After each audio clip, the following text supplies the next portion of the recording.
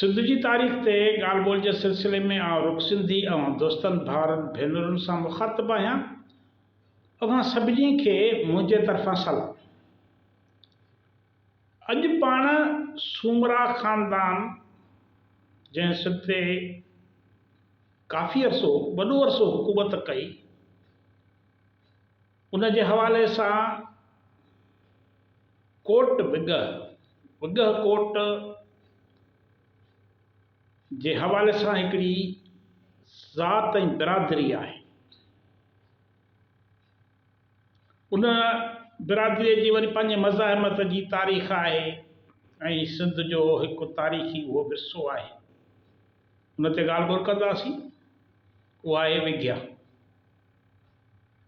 हाणे सूमरनि जो जेको ख़ानदान आहे सिंध जे तारीख़ में हिकु अहम ऐं एज़ाज़ी हैसियत रखे थो, जेको न सिर्फ़ु सिंध जो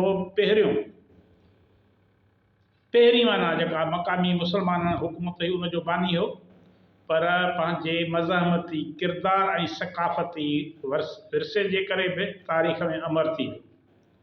छाजे करे जो जॾहिं अरबन सिंध ते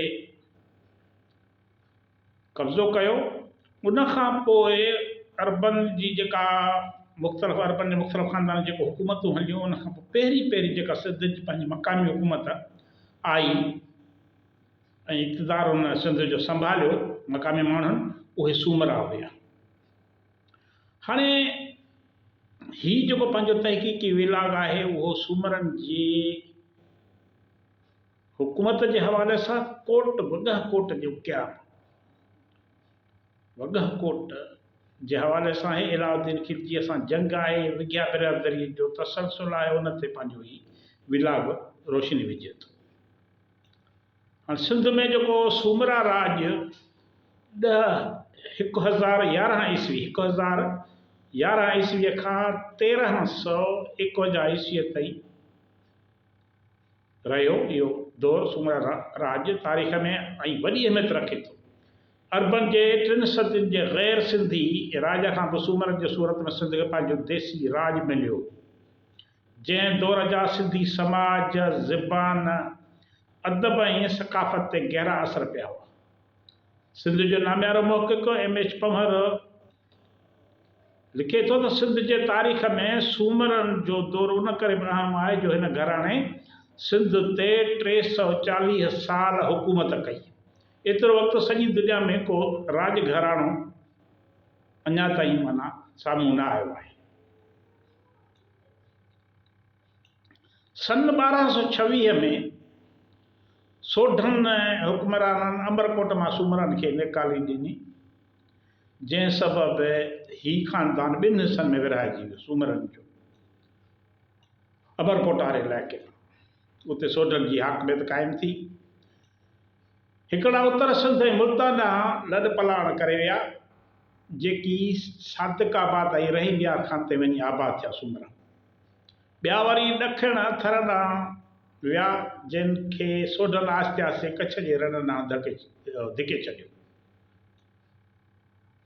कच्छ जे रण में सूमरनि कोट विगह नाले नओं राज क़ाइमु कयो, जेको रोनकी बाज़ार जे पोयां वाक़िअ आहे। भूंगर बादशाह ऐं संदसि पुटनि 1282 खां 1300 ताईं हिते विगह कोट ते राज कयो। विगह कोट विगह ऐं मतिलबु हिकिड़ो ई नालो आहे, मुख़्तलिफ़ हवालनि सां हुनजी सुञाणप रही आहे, पर इहो सूमरनि हिते पंहिंजो राज क़ाइमु कयो।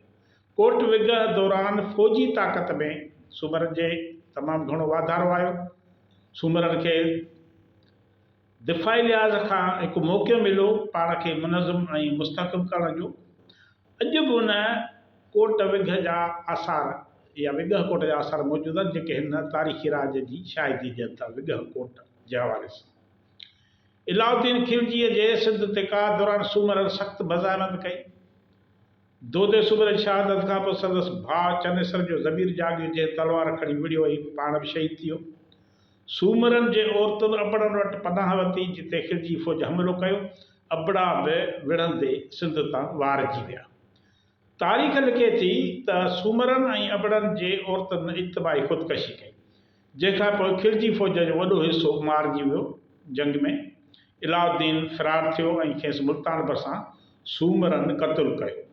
तारीख़ रवायतूं आहिनि। सूमरनि जा कुल 82 पाड़ा हुया, जिन मां घणा ख़तमु थी विया। कोट विघ वारा जेके सूमरा हुया उहे विघ्या सॾजणु लॻा। माना हितां हिन जेके कोट विघ वारा सूमरा हुआ उन्हनि जी ज़ात जेका हुई सा उहा सूमरनि जो हिकिड़ो पाड़ो हुयो ऐं उन कोट जे निस्बत सां विघ्या सॾजणु लॻा, जेको नालो कोट विघ जे निस्बत सां अथनि पियो। कुझु तारीख़दाननि जो ख़्यालु आहे त विघ्या समन सां वास्तो रखनि था ऐं अक्सर काठ जे कम सां माना वाबस्ता आहिनि, रखाण को कमु। पर विघ्या जेका आहे इन ॻाल्हि ते सभु मुतफ़िक़ आहिनि त विघ्या जेका बिरादरी आहे उहा सूमरनि जी हिकु नुख या पाड़ो आहे या उन्हनि जो हिकिड़ो तसलसुल आहे सूमरनि। अॼु बि इहा बिरादरी सिंध समेत सिंध खां ॿाहिरि बि आबाद आहे। विघ्या बिरादरी नुशरफ फिरोज़, नवाब शाह, दादू, हैदराबाद, मटियारी, मीरपुर ख़ासि, ठट्टो, टंडे मोहम्मद खान ज़िलनि में वॾे तइदाद में आबाद आहे। मुल्तान, सादिक़ाबाद, रहीम यार खान में बि सूमरा मौजूदु आहिनि। हिन वक़्तु बि रहाइश उते उन्हनि जी आहे जेके सोढनि जे हमलनि खां पोइ उते वञी लड़ पलण करे वेठा हुया। माना सूमरा ख़ानदान जी तारीख़ी जदोजहद कोट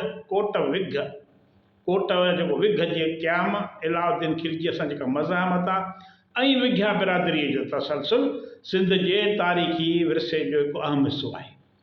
पर हीअ विघ्या जेका बिरादरी आहे उहा सिंध जी हिकिड़ी तारीख़ी बिरादरी आहे जंहिंजा तारीख़ में हिकिड़ा पंहिंजा अणवट निशान मौजूदु आहिनि।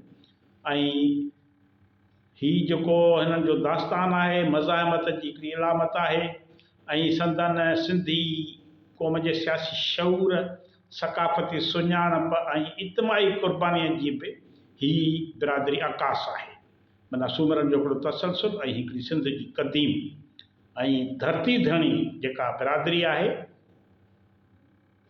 उहा हीअ बिरादरी करार ॾेई सघिजे थी। माना विघ्या बिरादरी सिंध जी क़दीम बिरादरी आहे ऐं हीअ सिंध खां सवाइ मुख़्तलिफ़ हंधनि ते आबाद आहे ऐं हिननि जो सूमरनि सां तालुक़ु ऐं लाॻापो जुड़े थो। उन्हनि जी नुख चइजे या पाड़ो चइजे। तव्हांजी वॾी वॾी महिरबानी। ईंदड़ भेरे ते इजाज़त।